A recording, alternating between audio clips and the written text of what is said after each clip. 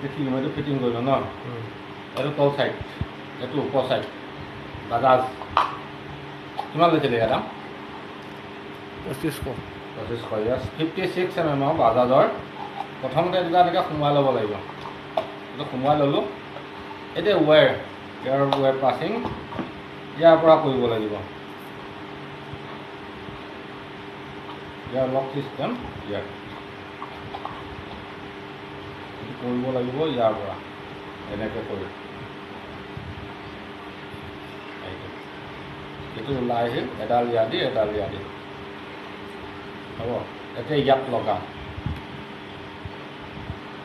অকণমান ষ্টপ কৰোঁ ইয়াৰ এতিয়া দুডাল ইয়াৰ কোনো কথা নাই ফেজ নিউট্ৰেল ইয়াৰ ওপৰত এটা তলত এটা যিকোনো এটাত লগাই দিলে হ'লে এইটো ফেজ নিউট্ৰেল কথা নাই ইয়াৰ কইলৰ যিটো তাৰমানে কমন ওলাই আহে তাৰ পৰা বনোৱা আছে এইটো আপোনালোকে ভয় খাব নালাগে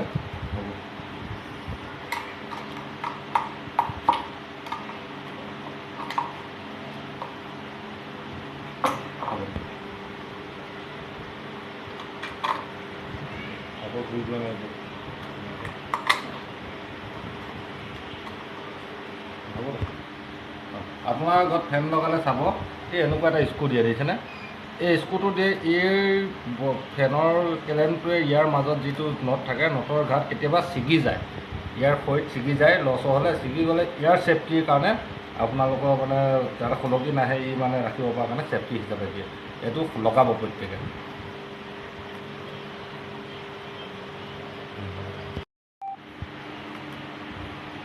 ঘৰটো বাকী ফুটপাথত গৈ পাতিবি একেটা বজাত গৈ পাতিবি না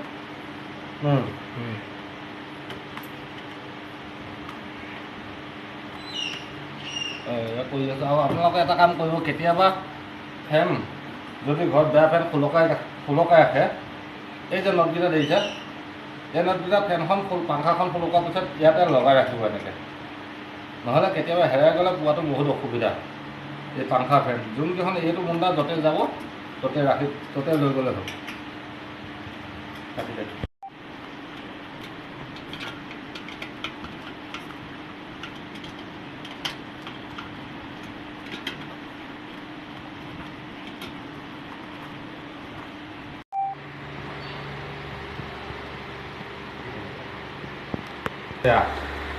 ৰেগুলেটৰটো খলাম বদলাই দিম নতুন আনিছে ইয়াৰ এইটো কালাৰ্ছ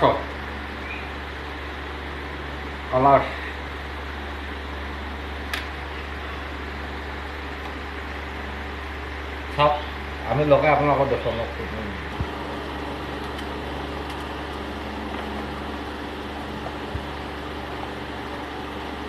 কি কৰিব কাৰেণ্টৰ কাম যে লাইন থাকিলেও কৰিব লাগিব আৰু আপোনালোকৰ ঘৰত থাকিলে ক'ব জনাব মই তলতে নাম্বাৰটো দি দিম যিকোনো সৰু ডাঙৰ কথা নাই আপোনালোকৰ প্ৰয়োজন হ'লে তলতে মই নাম্বাৰটো দি দিম আপোনালোক ফোন কৰিব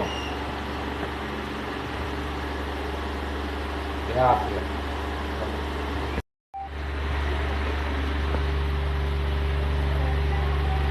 কাটিব লাগিব অলপ কাটিব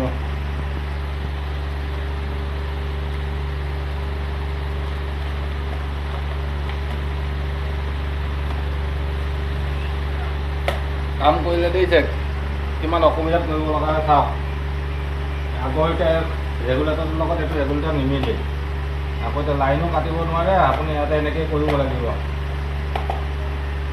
আৰু জানো হওক আপোনালোকৰ ঘৰতো যদি কেতিয়াবা এনেধৰণৰ সৰু সুৰা কিবা কাৰেণ্টৰ কাম ওলায় জনাব কাৰেণ্টৰ বুলিয়ে নহয় আপোনালোকৰ AC ফিটিং হওক চিমনি হওক গীজাৰ যিকোনো ৱায়াৰিঙৰ চ'লাৰ পেনেল হওক আপোনালোক জনাব পাৰিব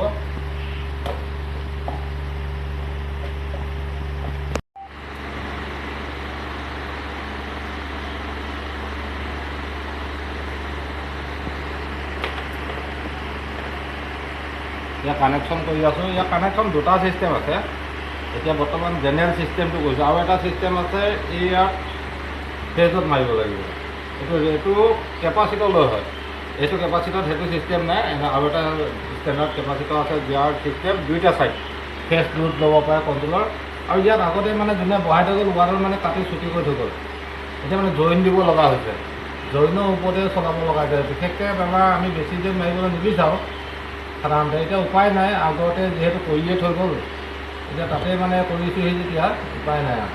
এতিয়া কানেকশ্যনটো কৰি দিছোঁ, কৰি পেলাই আছে ফেনখন ফিটিং কৰিম, দেখুৱাম জানা। ইয়াত দেখুৱাই দিব।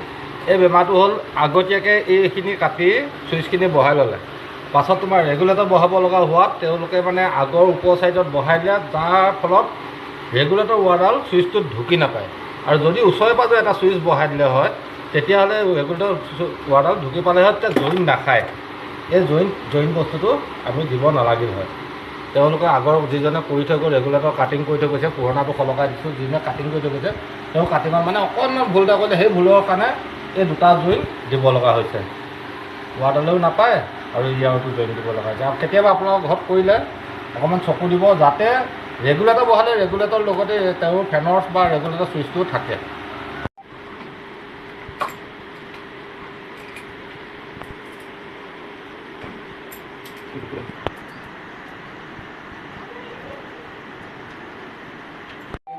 ইয়াত যিকোনো দুডাল লোৱা, যিকোনো মেইন ৱাটাৰ লোৱা, এডাল এডালকৈ দি দিলে হ'ব। এডাল ধুনীয়াকৈ পকাই দিব, পকাই দি এইটো এনেকৈ ভাজ দি দিব।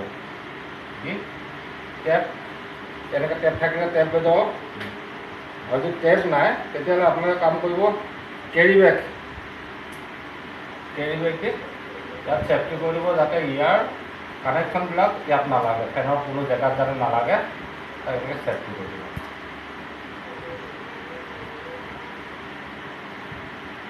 আৰু এইবিলাক কৰোঁতে কেতিয়াবা টেষ্টাৰ ব্যৱহাৰ কৰিব, টেষ্টাৰ মাৰি চাব। কেতিয়াবা নিউট্ৰেল বেগ আহি থাকে, নিউট্ৰেল বেগ আহি থাকিলে অকণমান পিৰপিৰাব।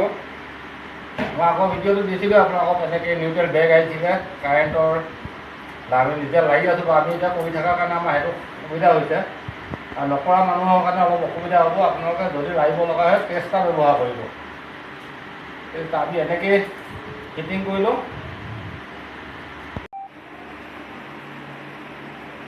কেই নম্বৰ আছে?